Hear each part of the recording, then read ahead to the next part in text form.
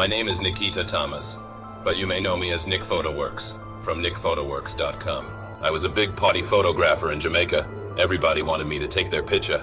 October 5th, 2015, me and my cousin Dwight was last seen on Molines Road, St. Andrew, Jamaica. I was driving my white 1993 BMW.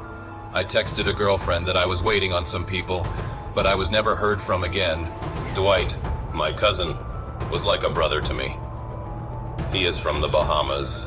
He has dealings with some shady people because of his hype lifestyle and hustle, but that didn't bother me. I would sometimes go to pick up hundreds of thousands of dollars for him, never looking for a handout because our brotherhood run deeper than vanity. Hours before my disappearance, my baby mother called me for money for my son. I agreed to meet her to drop it off. My Bretta Linden came to check me. I told him that me and Dwight was planning to buy a house together. I was living off Molines Road at the time, but wasn't comfortable. Dwight stayed with me every time he came to Jamaica. I told Lyndon that me and Dwight will be meeting some people before I go drop off the money for my son. Everybody who called or texted me after 5:30 p.m. that evening did not get an answer.